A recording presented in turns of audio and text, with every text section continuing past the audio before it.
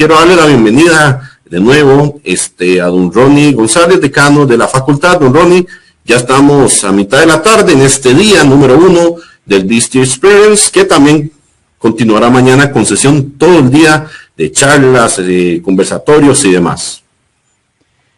Pues definitivamente un placer, Andrés, el estar acá compartiendo nuevamente hoy con una charla pues simple y sencillamente espectacular para obtener lo que son las buenas prácticas para la elaboración de artículos y sobre todo en manos de quién estaremos, del señor Víctor Mercader. Vamos con la presentación de don Víctor y después lo estaremos incorporando a la mesa de trabajo.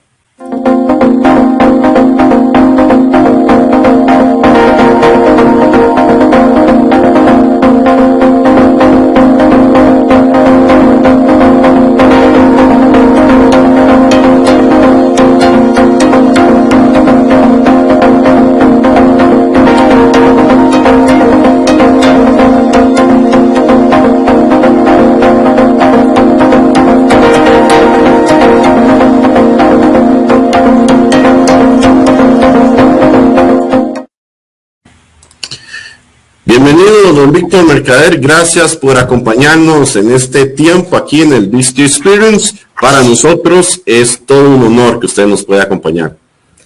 Bueno, muchas gracias a ustedes y me agrada poder compartir los conocimientos y sobre todo esa energía que todos los profesionales necesitan de saber investigar y de enamorarse de lo que es la investigación.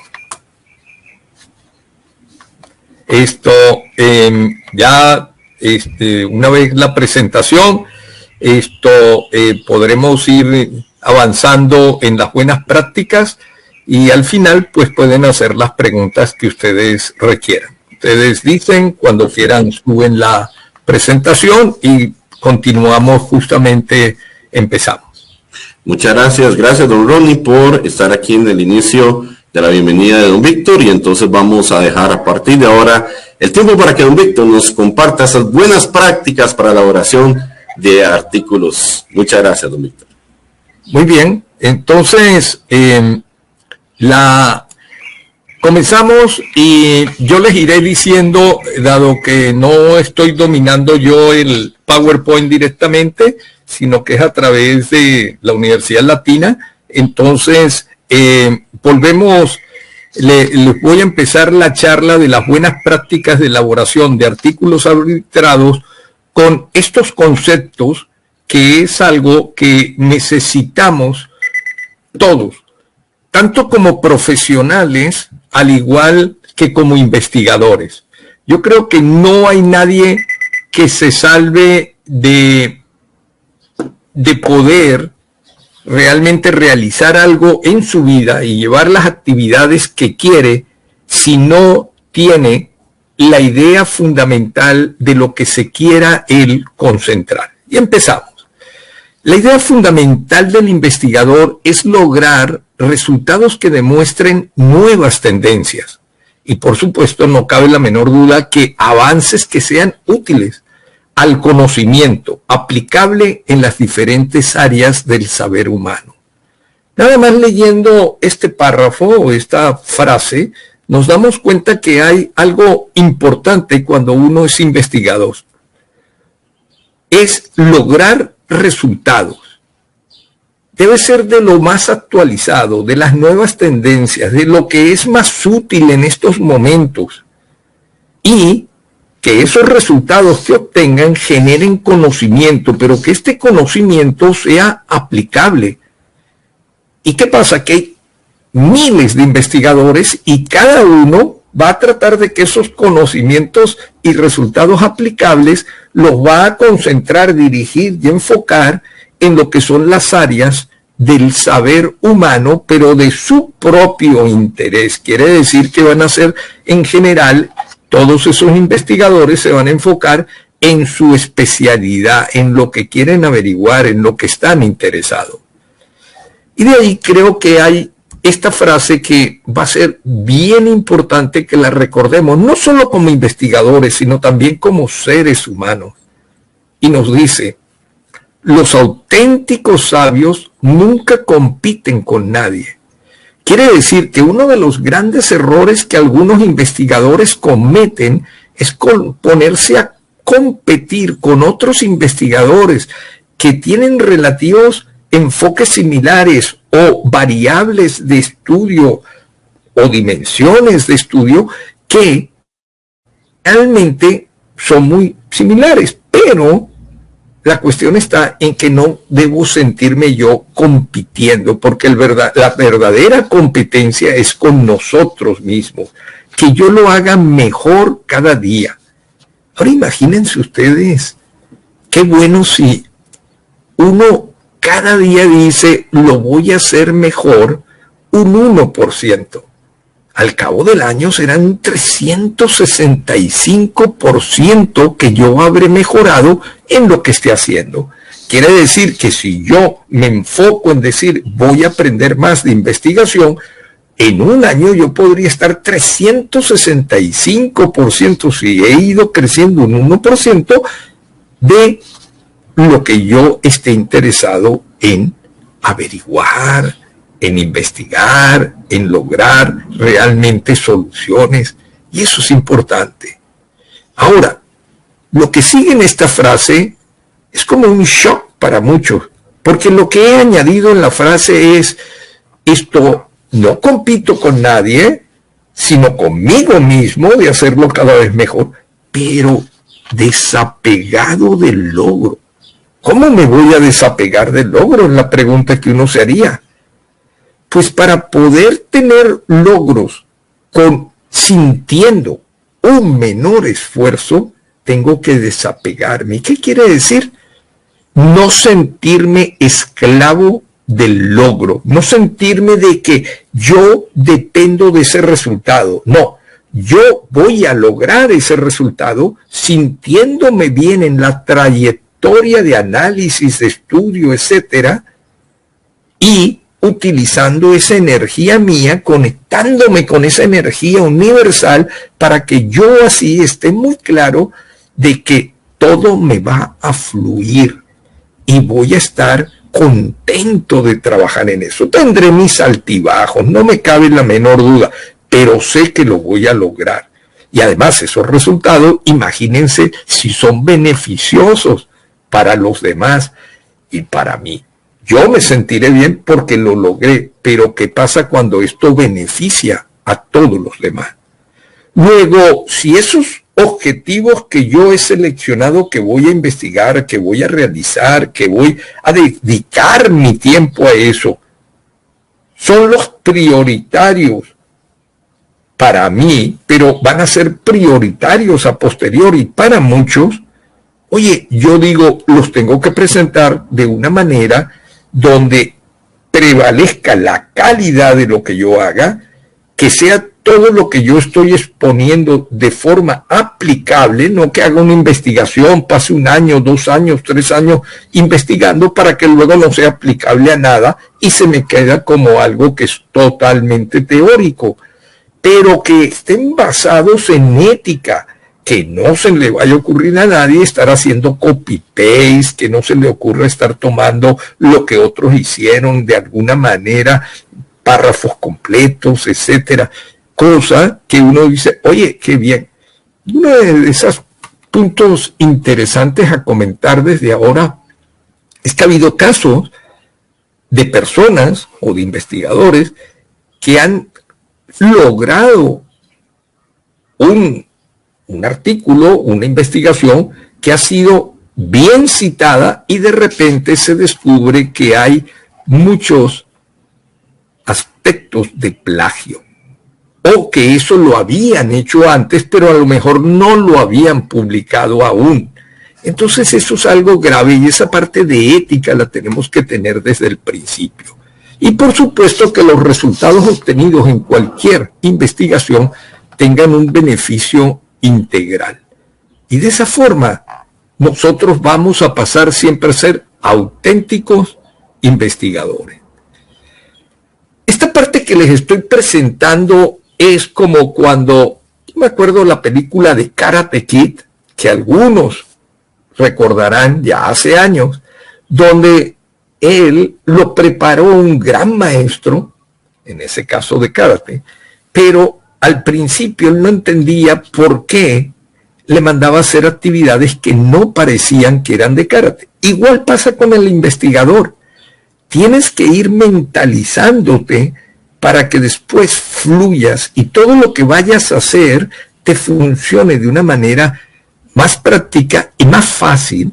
Y en ese momento que te sea más fácil, te vas a dar cuenta que tú te sientes con menor esfuerzo. Y de eso se trata, que te estés involucrando.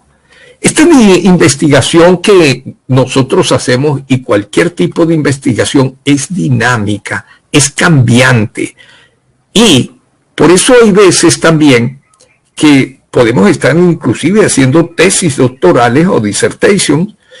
Y una vez me lo dijeron y me comentaron y me dijeron, Víctor, ten cuidado porque si dejas demasiado tiempo la fruta en el árbol, se va a caer y se va a pudrir. No vayas a dejar pudriendo la fruta en el árbol. Tienes que recogerla antes. Igual pasa con la investigación, porque puede ser alguien que en otra parte del planeta, en otro país, esté investigando lo mismo que tú, y si lo saca antes que tú, tu tesis doctoral no tendrá valor y tendrías que empezar otra igual, o partes de tu tesis serían aún válidas para ciertas cosas, pero tendrías que estar buscando objetivos diferentes. Este punto realmente me causó una reflexión profunda y además sirve de estímulo a cualquier persona para que realmente inicie ciclos y los cierre. Y esto es algo importante. Luego, esta investigación dinámica y cambiante depende de las situaciones, de los intereses. ¿Y cuáles son esos intereses? Porque van variando a través del tiempo y se van generando variables muy diferentes. Y además depende de cada investigador que decide investigar o no, aunque sean en el mismo área o en el mismo campo. ¿Por qué? Porque dentro de la especialidad de cada quien tenemos enfoques diferentes, formas de pensar diferentes y soluciones que buscamos de maneras diversas. Es igual que cuando una persona va a armar un rompecabezas, el rompecabezas es el mismo para todos a lo mejor, pero cada quien empieza en áreas diferentes y de maneras diferentes. Y la investigación es igual. Podemos estar investigando en hotelería, o podemos estar investigando en liderazgo, o en desarrollo organizacional, o en manejo de conflictos, etcétera. Y cada quien lo va a manejar, esas piezas de ese rompecabezas, de manera diferente. Ahora bien, por supuesto, van cambiando también de cuáles son los intereses empresariales del momento, en qué están interesadas las empresas. Pues yo me dedicaré más a hacer investigación en la parte empresarial que va a darles respuesta a las necesidades que ellos tengan en el momento.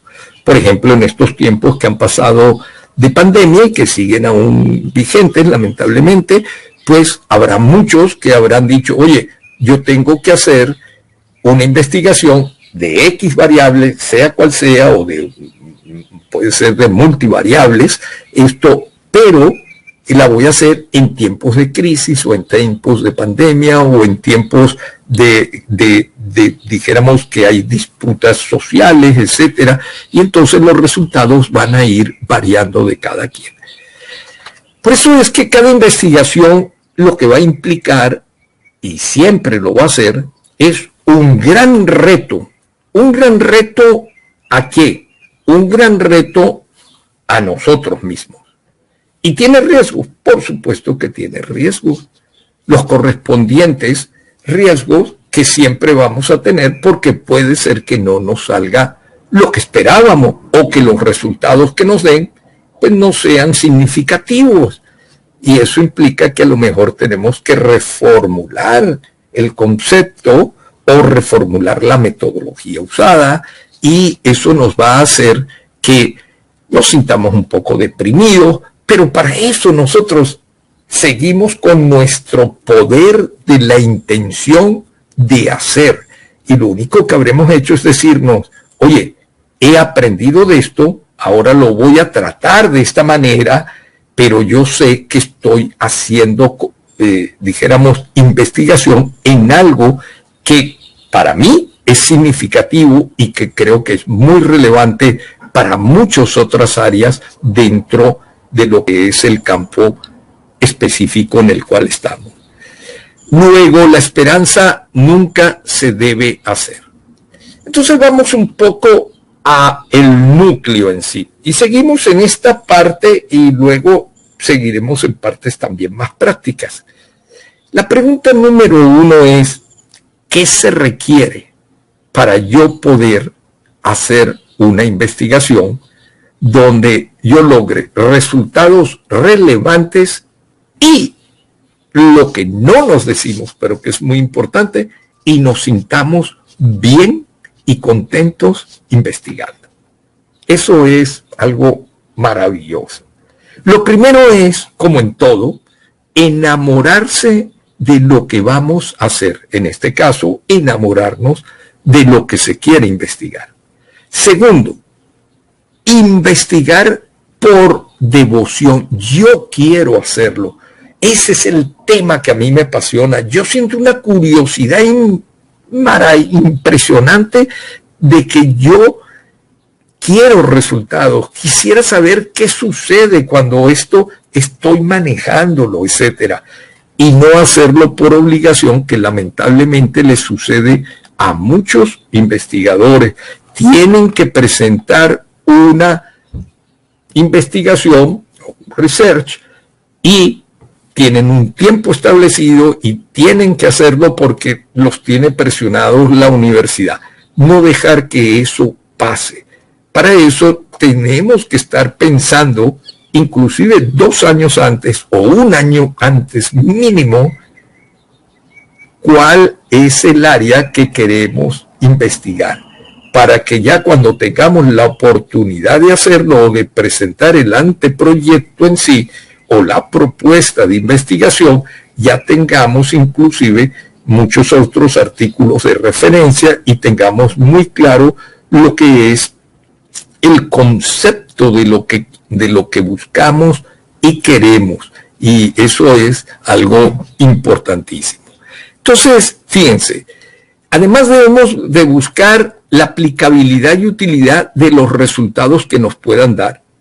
Si yo, es que me gusta mucho eso, es porque he dicho, oye, con lo que yo voy a obtener, realmente voy a tener algo que lo pueden utilizar las empresas a este nivel, a este nivel, a este nivel. Y quien dice las empresas, pues una institución pública, privada, etcétera. En cuarto lugar, ser específico y claro en el propósito y objetivo para poder enfocarnos. Eso quiere decir, mi área es esta, estas son mis variables de estudio, puede ser que en la trayectoria de la investigación lo cambiemos, o en casos, puede ser también que hayamos puesto 3 variables importantes y cuando le aplicamos a lo mejor cierta estadística o le aplicamos ecuaciones estructurales o PSL, esto nos damos cuenta que no nos están dando los resultados que creíamos y entonces sí nos da en alguna parte algunas nuevas variables y entonces sí obtenemos y decimos, oye, creí que íbamos a tener como 7 o 8 variables de respuesta y ahora lo que me quedan son 3. Pues nos enfocamos en esas porque sí hay relación en ellas y en otras no hay relación y por lo tanto la investigación no va a ser fuerte si no tenemos relación de variables al final de una investigación. Entonces, es importante que esos resultados los estemos haciendo como una especie de predicción. Pero otro punto fundamental es que tenemos que ser específicos y claros. ¿En qué? No podemos hacer una investigación y tratar de escribir en un artículo arbitrado absolutamente nada si no tenemos muy cuál es la pregunta prioritaria o fundamental en nuestra investigación. ¿Qué es lo que yo quiero saber? En otras formas, ¿cuál es el propósito? ¿Cuál es el objetivo? Y entonces tendré que preguntarme, oye, ¿cuál es la justificación? Porque para mí ese punto es tan importante. Y así vamos adelantando. Entonces, específico y claro en el propósito y objetivo para podernos enfocar. Luego, revisar la literatura académica o científica que exista, bien sea en Google Scholar, en todas las bases de datos, que luego les diré varias y les citaré, esto que estén relacionadas con el tema de investigación y que sean recientes. No me sirve muchas veces o no es aplicable una investigación que a lo mejor es muy similar, pero que es de hace 40 años, porque los tiempos han cambiado totalmente. A no ser que lo utilicemos como una base, vamos a decir lo que llaman un artículo clásico, es algo que viene de la historia y tenemos que hacer la cita a esa persona en particular. El otro punto, súper importante y difícil, es darnos el tiempo. Investigación implica una sumatoria de horas, hombre, impresionante. Por eso es que hay muchos profesores investigadores que sufren. Y sufren porque están como obligados a realizar investigación y tienen que hacer de repente una investigación cada 2 años, que sea fuerte, que sea realmente robusta, como se dice, pero muchas veces le piden 1 año. Bueno, será una investigación que a lo mejor no es tan profunda, pero al fin y al cabo es un compromiso que uno ha asumido y tiene que hacerlo.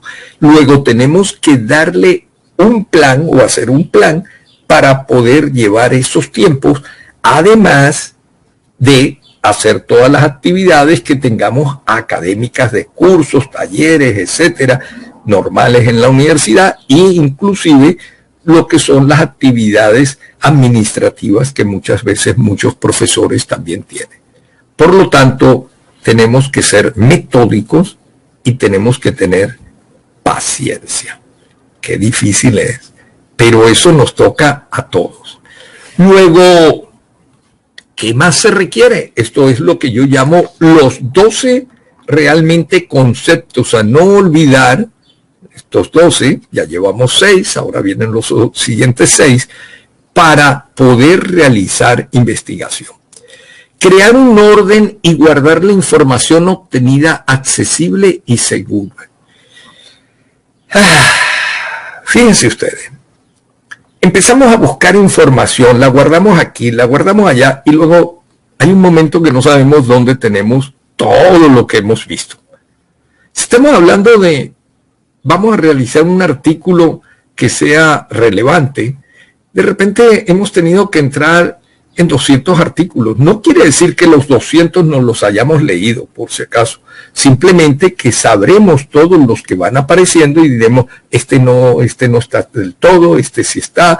Podemos poner un título, podemos hablar por decir liderazgo en hotelería, o podemos decir liderazgo en instituciones públicas, o podemos decir simplemente competitividad en las áreas de marketing, etcétera, o ética empresarial, etcétera, y nos van a aparecer cantidades. O sea, cuando entramos a las bases de datos, ver 100.000 artículos, pues puede ser perfectamente, y de ahí vamos con los filtros decantando, ¿no? Ahora, fíjense algo que es importante. Tenemos que colocarlos nosotros en nuestra computadora en diferentes carpetas. Y yo tengo que decir, estos artículos que tienen que ver con esta variable están en esta carpeta, estos son los de la otra variable, aunque tienen relación. Estos son que tienen, por ejemplo, decir relación de la ética con la productividad, o relación de la ética con la comunicación, etcétera, porque son variables que estamos estudiando, por decir. Pero puede ser alguno que además esté solamente hablando de ética. Entonces lo voy a poner en otra carpeta y así vamos seleccionando, y importante es que todos sean actuales, como diremos. Luego, guardar la información en orden, que sepamos dónde está. Si no, vamos a pasar horas buscando lo que habíamos ya analizado y encontrado. Consultar con personas más expertas. No todos los investigadores saben de todo.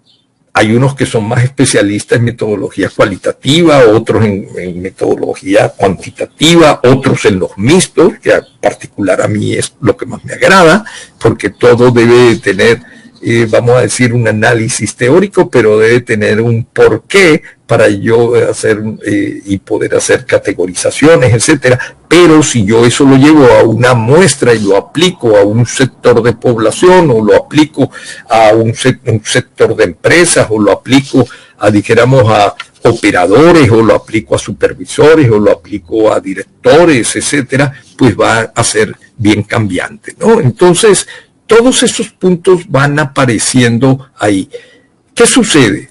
Que también puede haber unas personas, investigadores, que son muy buenos en estadística, pero hay otros muy buenos que están en la metodología o están en lo que se llaman estudios bibliométricos, y entonces nos vamos dando cuenta cómo va cambiando toda esta selección. Y eso es algo que tenemos que mantener siempre para irnos dando, dijéramos, ánimo a seguir adelante y aprendiendo un poquito de lo que nos sentimos un poco, dijéramos, más débiles.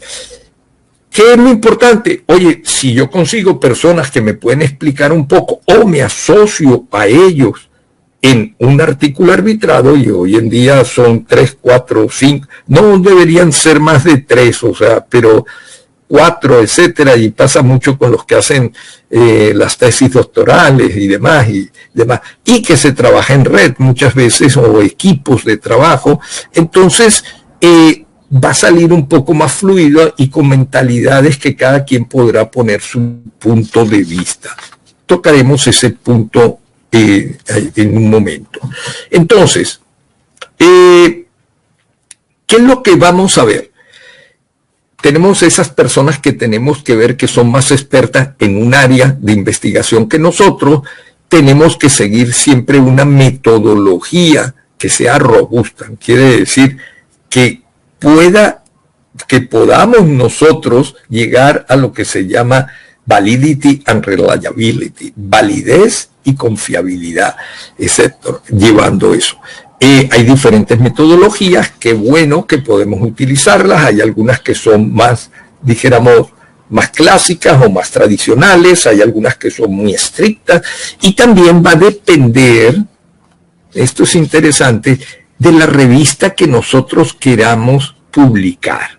Luego, muchas veces el artículo lo escribimos sin saber qué revista vamos a publicar. Bueno, uno de los que falla en eso soy yo. Yo escribo el artículo y luego busco la revista. Sé que no lo debo hacer, pero como yo fluyo investigando, eso es, no sé bien del todo cómo lo voy a llevar, aunque tenga mi estructura bien clara. Y entonces no sé en qué revista. Mi consejo es algo contrario. Mi consejo es que usted dice, oye, yo voy a escribir para esta revista, y yo ya sé más o menos cómo ellos quieren que se presente esa metodología. Hay algunos que lo quieren una especie de tabla y otros que los quieren realmente muy concisos. Hay algunos que les gusta muy amplio, y eso lo tenemos que considerar también. Entonces, además de esa metodología que es esencial, tenemos que tener el apoyo y soporte teórico investigado hasta el presente. Eso quiere decir que yo puedo hacer cualquier, bien sea cuantitativo, cualitativo, bien sea teórico, bien sea muy práctico, tengo que tener un apoyo de todo lo que se ha escrito hasta el momento y que sea reciente en lo que yo estoy investigando. ¿Ok? Por eso es que cuando vemos un artículo arbitrado no tiene menos de 40 o 50 páginas. O sea, esto Por supuesto que depende de dónde vayas a publicar y a qué nivel, pues cambia. Hay algunos artículos que tienen 20, 25, pero los artículos son un poco más. Luego, tener el apoyo y soporte teórico investigado hasta el presente, en el presente del tema. Eso quiere decir que los artículos arbitrados, cuando pasan 5 años, ya empiezan a no ser muy válidos. Si yo estoy ahora en el año 21, implica que yo no debería poner muchos artículos anteriores al 2015. O sea, 5 o 6 años. Y vamos a llamarlo de esta manera. Siempre habrá algunos que pueden ser del 2000, pueden ser del 1995. Esos artículos si estamos en el año 21, entre el 1990, por decir como mucho, y el 2000, o sea, por decir, deben ser no más del 5 o el 10%. Tenemos artículos arbitrados en las referencias que van a ser del 2010 al 2015, deberíamos tener un 10, un 15%.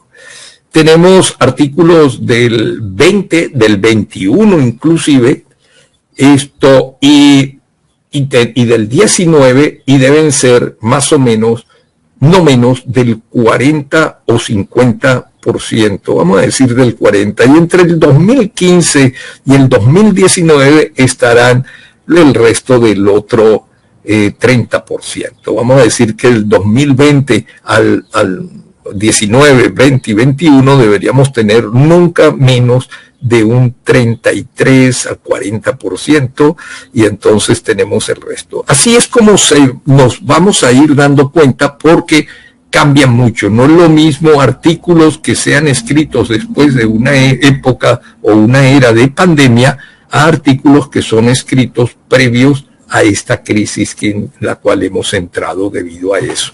Pero puede ser crisis también económicas en un país. No es lo mismo cuando han estado en un caso de recesión y luego ese caso de recesión viene un caso ya totalmente diferente en esa economía de ese país, por decir, o a nivel empresarial de un grupo o un sector, donde tienen un boom a posteriori, entonces van cambiando las necesidades y los enfoques.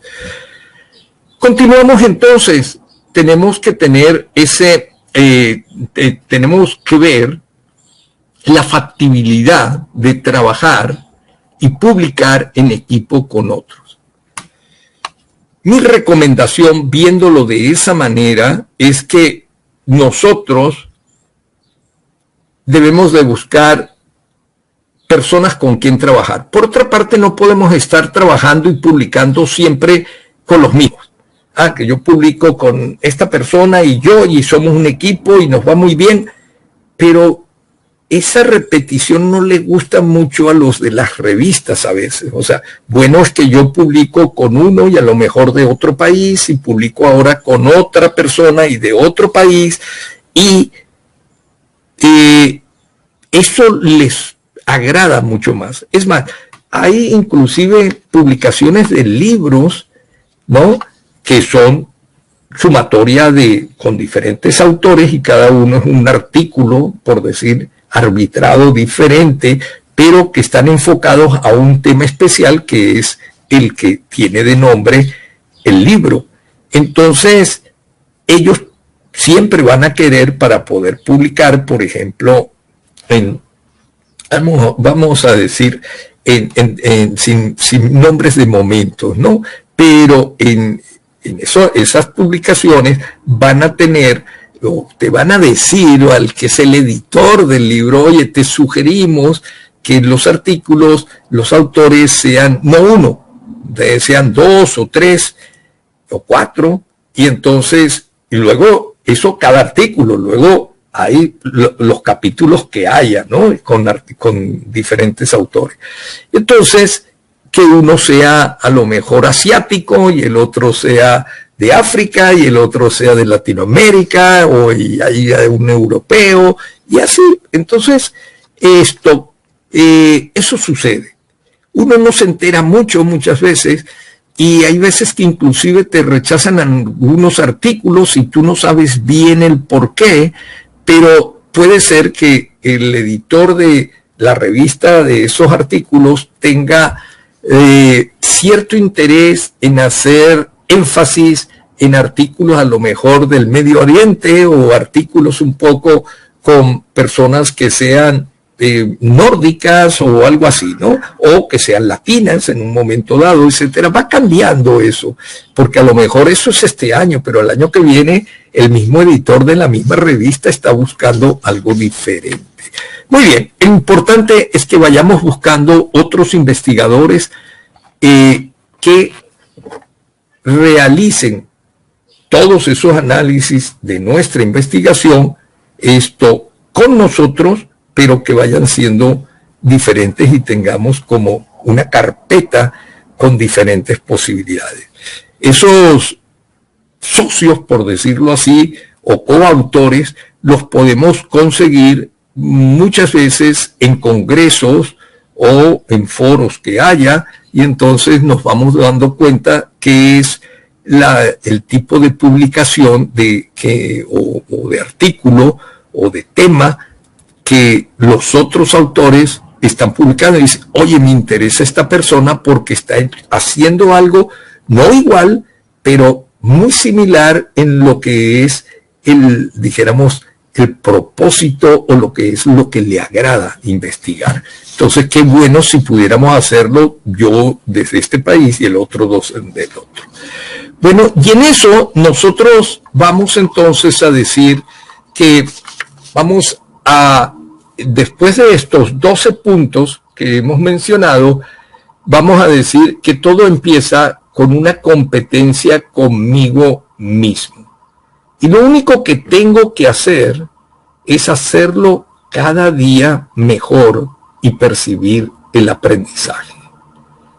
Es simple, pero es tan simple que resulta que no lo hacemos mucho. Y si nosotros tenemos el reto de ser investigadores productivos y de calidad, que es lo primero que tenemos que tener en mente, nosotros diremos, cada día voy a aprender un poco más, cada día voy a ver artículos de los que son más complicados de interpretar o de ver o de hacer y cómo lo haría, etcétera, ¿no? Y todo viene con algo que es el cómo. Ese cómo es lo que se los voy a presentar de una forma de síntesis en una serie de tríadas. ¿Ok? Y esas tríadas las vamos a ver relativamente rápidas. Y estas tríadas es importante porque yo lo llamo el octógono que conjugan la investigación. De esta forma no se les puede olvidar cómo van a lograr ser buenos investigadores. Y lo que tenemos es que confirmarnos que estamos listos para hacer y preparados para resolver, porque siempre estamos resolviendo. Adelante. Aquí las tenemos.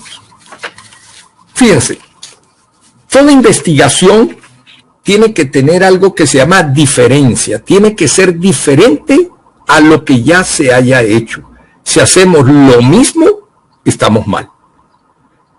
Ahora, simplemente no es un copy-paste, pero es una copia de algo que ya está hecho y estamos haciendo algo similar.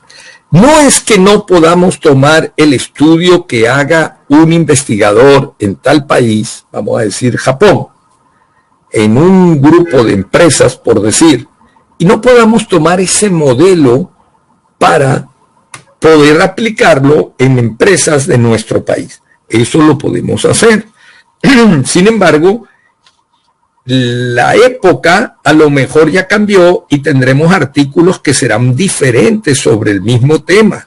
Y también, por supuesto, los resultados empíricos nos van a dar resultados muy diferentes. Y bueno, que podamos nosotros comparar. Eso sí funciona, pero deben ser diferentes, ¿no?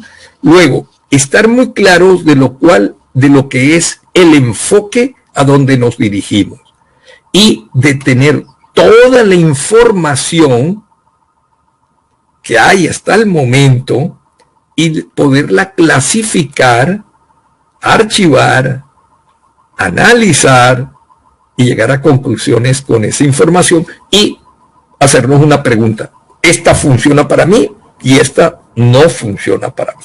Eso ya va con cada quien. Muy bien, entonces además tiene que ser una investigación que sea productiva, que dé resultados que realmente valgan la pena, que yo me sienta que produzco y que mi producto como resultante sea útil para los demás. Que para ello yo tengo que llevar una gestión directiva. ¿Qué quiere decir? Que yo tengo que aplicar mis habilidades directivas de organización, de previa planeación, de ejecución, de dirección, de control, de coordinación, etcétera, y de delegación a veces también.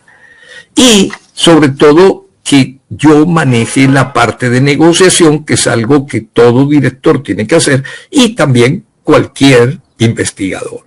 Y sobre todo negociación cuando en la investigación se requieren recursos económicos y tenemos que estar viendo a ver quién va a invertir en esa investigación para apoyarnos económicamente, que a veces son las universidades propiamente, pero que muchas veces tenemos que buscar personas externas o empresas u organizaciones externas que apoyen ese proyecto, como sucede en Estados Unidos y otros países también.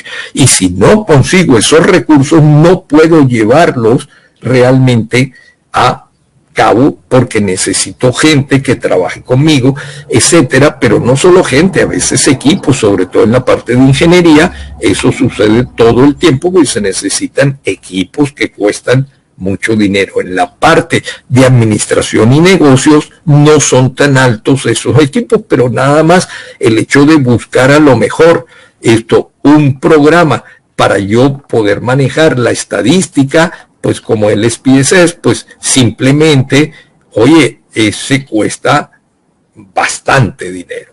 Entonces, cuando tú te das cuenta que una universidad con un programa como el SPSS no lo puede tener para todos, sino para un grupo de personas, en que por cada uno tiene que pagar una cantidad muy considerable a esos, para tener la posibilidad de uso, ¿no? Porque la vuelven personal, o sea, la vuelven para una computadora o para una persona, etcétera. Entonces nos damos cuenta cómo están las restricciones. Entonces, a los directores de departamento, a los directores de una escuela sabrán, se lo podemos dar a estos profesores, pero a estos no, etcétera, etcétera.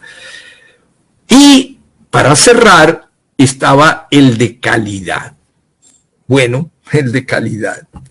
Lo que hagamos, hagámoslo bien desde la primera vez, como se ha dicho ya desde tiempos muy anteriores, y como los japoneses siempre lo afirmaron y decían esto, pero de calidad quiere decir que lo que estamos produciendo realmente tenga bases sólidas y que lo hagamos nítido, que lo hagamos simple, aunque sea complejo, lo podamos dividir en simples respuestas también. Entonces esa calidad es imprescindible. Adelante. Eso lo vamos a visualizar entonces con estas tríadas. Y cuando vemos estas tríadas, y ya una vez cerramos esto, entramos en otras áreas prácticas para ustedes, pero tenemos todo este concepto que si lo asimilamos, la investigación va a ser diferente, totalmente diferente. Entonces, estas tríadas que tenemos que recordar, la de investigación se basa en tres aspectos fundamentales, que son la diferencia, la productividad y la calidad. La diferencia, a la vez, se basa en el ingenio, en el cambio y en el resultado. Don Víctor, nada más para avisarle que nos quedan 10 minutos de charla. Muchas gracias. Nos quedan solo 10 minutos, pero empezamos tarde, ¿no? Sí, ya llevamos 45 minutos, entonces para tener al final bueno, unas okay, preguntas. déjame que ya yo voy a todo rápidamente. Gracias. Okay. Esto, y pensé que me quedaba media hora, o sea que gracias por avisarme. Entonces, la productividad, tenemos plan, procesos y recursos. En la calidad, la validez, ¿okay? El control y el conocimiento. En el enfoque, la empresa, la sociedad y la educación. En la información tenemos necesidades, causas y soluciones. En lo que es la negociación, la paciencia, perseverancia y ética, y la gestión directiva, factores, trato humano y capacidad gerencial. Muy bien, entonces de ahí, esto les sirve a ustedes para tenerlo en su mente y irlo cuantificando y diciendo cómo estoy yo en esto, en cada investigación que realizo. Tengo plan, tengo cuáles son mis necesidades, cuáles son las soluciones que estoy dando, qué tanta paciencia estoy teniendo, qué factores están aquí realmente interviniendo, etcétera, etcétera. Es una forma de autoevaluarse que ustedes pueden utilizar. La siguiente, gracias. Bueno, hasta aquí nos hemos ido preparando con actitud positiva y mental, que por supuesto son necesarias para alcanzar la investigación, pero que las pueden aplicar a otras actividades, ¿ok? Cualquier logro establecido.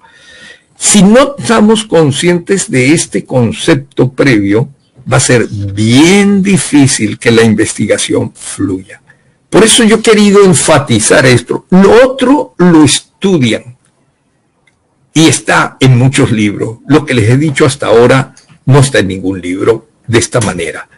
O sea, es lo que tú vas aprendiendo por tú mismo, con la propia experiencia, y dice, esto es una síntesis. Y ahora que ya yo sé cuál es lo que nace de dentro hacia afuera, ahora yo puedo trabajar lo de afuera, que es lo que se ve aparentemente, y de una manera fácil, ya con menor esfuerzo y de una manera en la que me enamoro, si no me aburro.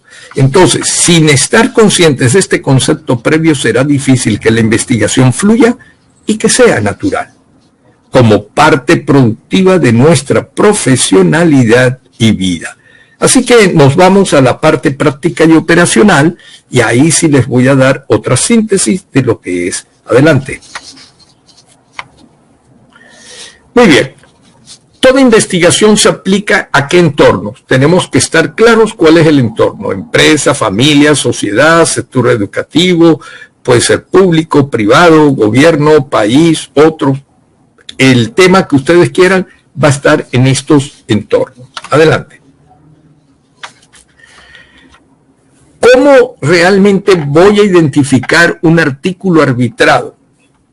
Pues muchos de ustedes esto lo pueden ver, pero se los voy a sintetizar en estos 10 puntos. Primero, las fuentes deben estar muy bien definidas y claras. Los autores que publican normalmente son personas dedicadas a la investigación y en una gran mayoría profesores universitarios con doctorados, ¿ok?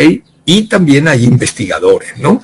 Tercero, los artículos para poder ser publicados como artículo arbitrado han tenido que pasar por una revisión, lo que llaman los americanos o en inglés peer review, y una vez que estos de una manera ciega, sin saber quién es el autor, esto dice, oye, este artículo es apto para ser publicado en esta revista, porque son árbitros para cada revista que los escogen los editores y que ellos tienen como soporte.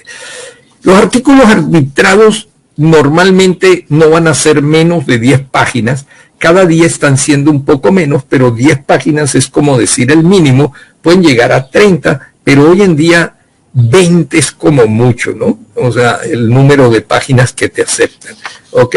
Vamos a hablar de un promedio entre 10 y 20. Los artículos son publicados en lo que se llaman journals o revistas académicas o revistas científicas que son de diferentes especialidades, ¿no? con publicaciones que pueden ser mensuales, bimestrales, trimestrales, etcétera.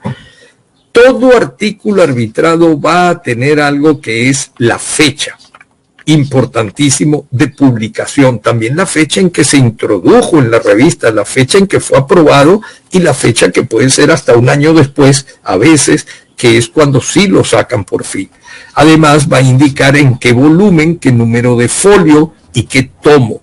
Y la página de inicio y terminación. Puede ser que, por ejemplo, sea de la 125 a la 132, bueno, no en este caso, 138 por decir esto, pero interesante que en algunas revistas aparece de la 1220 a la 1235.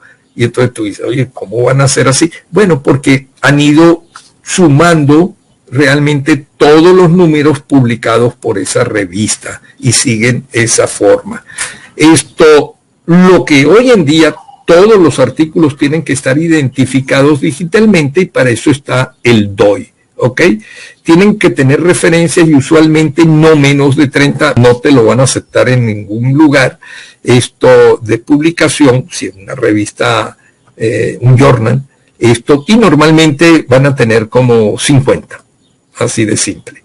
Son temas de investigación bien puntuales, especializados y actuales.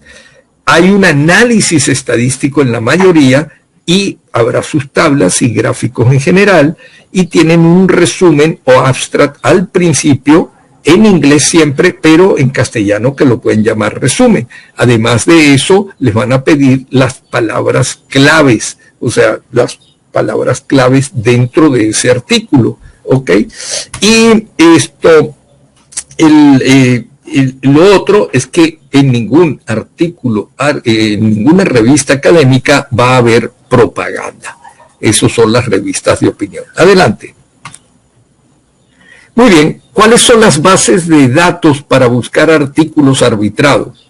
Bueno, hay muchas. Las más usuales, o sea, van a ser, la primera que yo buscaría es Google Scholar. Luego, depende de la universidad. Por ejemplo, yo uso EBSCO y Springer todo el tiempo. También está ProQuest y hay otras más. Esa uno utiliza normalmente las que la universidad está utilizando, pagan por ello y entonces uno tiene acceso. Si no, no tienes acceso. En Google Scholar tú encuentras casi todos los artículos, pero cuando vas a bajarlos no los puedes bajar porque ya te refieren que eso está en EBSCO, o está en Springer, o está en ProQuest, o está en Elsevier, en Wiki, etcétera, que son grupos que publican artículos arbitrados, ¿ok? En castellano, en el momento, están Cielo, Latindex y Redalytics. Hay más, pero esas tres son las más conocidas y más válidas dentro de todo. Adelante. ¿Cómo tú vas a referenciar en APA en el momento presente? Bueno, vas a hacerlo con la 7ª edición del APA, que es la que salió hace año y medio o así. Entonces, bueno, la idea es que lo hagas de esta manera y siempre coloques el DOI. Cuando tú lo mandas a una revista especializada, una revista, un journal, ellos van a chequear inmediatamente los revisores o los peer review. Ellos van a colocar realmente el mouse en donde pone el DOI e inmediatamente ya tienen el artículo y saben que está, las referencias existen. Hay veces que no y lo tienen en un ISSN, ¿ok? Es porque son más antiguos o porque aún no les pusieron el DOI, ¿ok? Entonces, eso es más o menos, en los talleres que uno realiza, pues se explica con mucho detalle todas estas partes, porque llevan tiempo y hay que practicarlas, ¿no? En este caso las estoy exponiendo rápidamente. Adelante. La pregunta que surge rápidamente es ¿dónde estoy y qué quiero e interpreto al querer desarrollar una investigación? Y hacia dónde quiero ir y qué voy a hacer para poder publicar. ¿Por qué? Porque hasta ahora, y aún cuando uno sea investigador, tienes cantidad de preguntas y a veces estás confuso. Y como el gráfico lo muestra, no sabes si estás en el techo o estás en el piso estás así como diciendo, lo quiero hacer, es esto lo que quiero, esto me lleva mucho trabajo, no, esto es algo apasionante, y estás así, que tienes tus dudas, pero lo bueno es que seas persistente y, como dijimos, paciente. Adelante. Muy bien. Normalmente, de forma tradicional, ¿qué es lo que se pide? Pues en cualquier artículo arbitrado y en cualquier tesis doctoral, de la cual uno puede a veces hasta sacar una seguro, pero por lo menos 2 artículos arbitrados a publicar. Normalmente, para mí, hay que hacer, es una introducción, ¿no? Y entonces tienes un propósito, una justificación, las preguntas a investigar que queden bien claras, a quién va dirigido o puede afectar, y la definición de los términos que tú estás utilizando, porque si tú hablas de algo como liderazgo, tienes que decir qué es liderazgo para ti, o qué liderazgo estás tratando de utilizar, o cuál es tu, de acuerdo a un autor que es el que más compagina con el criterio que tú tienes y lo que estás haciendo. Imagínate cuando son palabras abstractas como amor o etcétera. Oye, eso es bien difícil, ¿no? Entonces también, porque varían totalmente los conceptos. El marco teórico, que es la revisión de la literatura, bueno, si hay proyectos previos que son similares, que yo puedo aportar algo más en base a lo que ellos dicen, etcétera. Esto hace los modelos que han sido usando, porque muchas veces tú utilizas un modelo que ya ha sido validado, porque si no vas a tener que hacer un análisis factorial para validar justamente el modelo que tú estás creando. Y bueno, eso es lo que uno realmente necesita. La siguiente, por favor. Entonces, ahí vamos a la metodología. ¿Qué tipo de metodología vas a seguir? Es una metodología, ahí tienes que poner cuántos son los participantes, en qué lugar se está haciendo, si tienes muestra, si has seguido la metodología de X persona o no la has seguido, o es algo propio, etcétera, etcétera, etcétera. Y esto lo tienes que colocar de diferentes maneras. Hay unos que los quieren, unas revistas académicas o journal quieren que se lo pongas en formas de síntesis, otras quieren que se lo pongas en forma de tabla, que se está usando bastante últimamente, otras simplemente que lo desarrolles fácilmente, etcétera. Y en la medida que las revistas están en un nivel Scopus o JCR, que son los niveles más altos de exigencia, ahí todo es como pura síntesis todo. Entonces es otro estilo de escribir del que están escribiendo los investigadores que son más jóvenes o investigadores que realmente están publican, pero no tienen por qué estar publicando en esas revistas que están todos los profesores del mundo o investigadores tratando de ver si les publica. Luego viene ya con todas las datas, todos los resultados de las datas, y tienes que sacar tablas, etcétera, y llevar a cabo la estadística respectiva. Hay artículos arbitrados que son pura estadística, hay otros que no tienen casi estadística, hay unos que la estadística que usan usualmente es la descriptiva, y hay otros que no, que se van a casos bien difíciles y que necesitan programas especiales. Y si no tienes esos programas, estás limitado, o tienes que hacerlos con alguien que sí tenga esos programas, ¿no? Y por último vienen las conclusiones, que pueden ser conclusiones, a veces lo llaman discusiones, y también colocar las limitaciones que tienes o has tenido, y también cuáles son las recomendaciones para futura expansión sobre esos temas, ¿no? Y de ahí viene también después las referencias o bibliografía. ¿Seguimos? Muy bien, entonces, temas dentro de administración y negocio tenemos cantidad. Todos estos temas que yo les estoy colocando aquí los he manejado, muchos de ellos combinados con la ética y muchos de ellos combinados entre sí. Yo puedo hablar de liderazgo liderazgo con productividad y además la ética, y entonces puedo combinarlo. Yo puedo hablar de calidad de vida y de trabajo con toma de decisiones, etcétera. Yo puedo hablar de emprendimiento e intraemprendimiento social o emprendimiento social, y van siendo temas diferentes, y vamos viendo que diferentes investigadores son especialistas más en un área que en otra, y eso es algo que es interesante. Esto, como creo que me debe de quedar muy poco, lo vamos a pasar, pero aquí lo tienen, son bastantes variables y es importante. Ustedes deciden lo que quieran. Por supuesto, las preguntas de investigación, pues puede ser que eso les provoque decir, oye, yo quiero saber la necesidad que hay, a lo mejor la quiero en la necesidad en función de género, o de edad, o de generación, o de tipo de trabajo, o sea, de diferentes formas, ¿no? Y las causas por las cuales no funciona algo, las soluciones factibles, si es lo que quiero. Pero interesante es que yo defina si lo quiero cuantitativo o cualitativo. Yo puedo tener algo que sea cuantitativo en la medida que yo haga una pregunta en los cuestionarios que realice.